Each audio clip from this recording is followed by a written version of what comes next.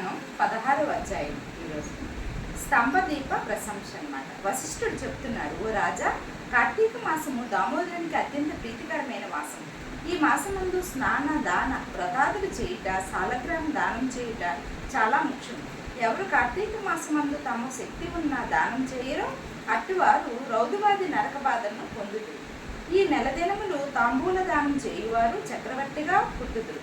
ఈ విధంగానే నెల రోజుల్లో ఏ ఒక్క రోజు విడవకుండా తులసి కోట వద్ద గాని భగవంతుని సన్నిధిని గాని దీపారాధన చేసిన ఎడల సమస్త పాపములు నశించుటే కాక వైకుంఠ ప్రాప్తి కలుగును.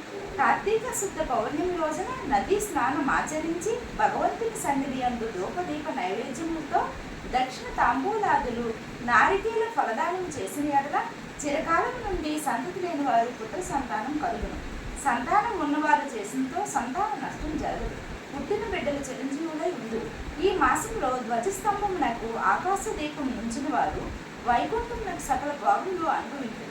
కార్తీక మాసం అంతయు ఆకాశ దీపం గాని స్తంభ దీపం గాని ఉంచి నమస్కరించిన స్త్రీ పురుషులకు సకల ఐశ్వర్యములు కలిగి వారి జీవితము ఆనందదాయకమగును.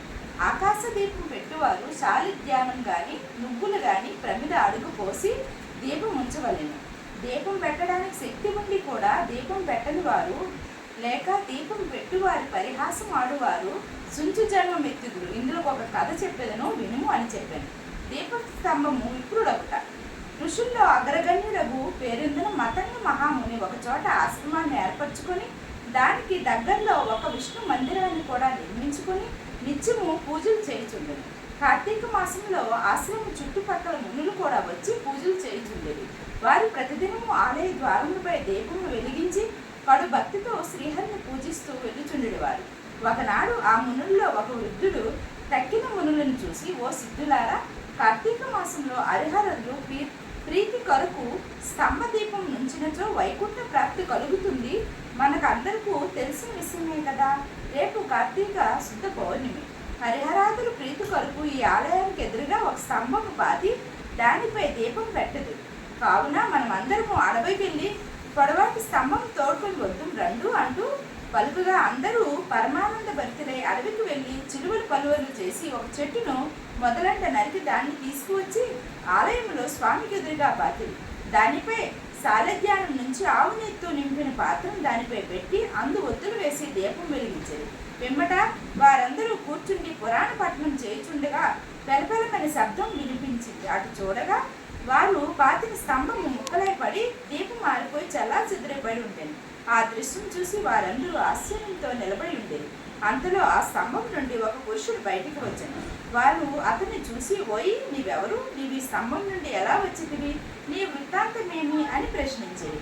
అంతా పురుషుడు వారందరినీ నమస్కరించి, పుణ్యాత్ములారా, నేను కిందటి జన్మలో బ్రాహ్మణుడను, ఒక జమీందారుడను. నా పేరు ధనలోకుడు. నాకు సకల ఐశ్వర్యములు ఉండటి చేత మదాంధుడినై న్యాయాన్యాయ విచక్షణ లేక ప్రవర్తించింది. దుర్బుద్ధుల వలన వేదములు చదవక శ్రీహరిని పూజింపక దాన ధర్మములు చేయక మెలిగితేను.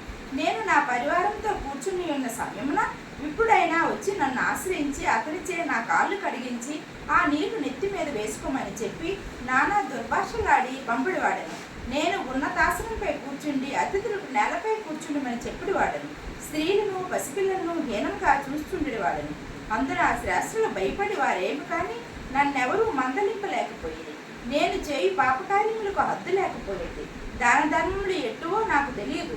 ఇంత ధర్మార్గుడినై పాపినై అవసాన దశలో చనిపోయి ఘోర నరకములు అనుభవించి లక్షల జన్మల యందు కుక్కనై 10,000 జన్మల్లో కాకినై 5,000 జన్మల్లో తొండనై 5,000 జన్మలో పేడపురుగునై తర్వాత వృక్ష జన్మం ఎత్తి కీకారణ్యమునందు ఉండి కూడా నేను చేసిన పాపములు పోగొట్టుకోలేకపోతుంది. ఇన్నాళ్ళకు మీ దైవన్న స్తంభముగా నన్ను నేను నరరూపం ఎత్తి జన్మాంతర జ్ఞానినైతిని.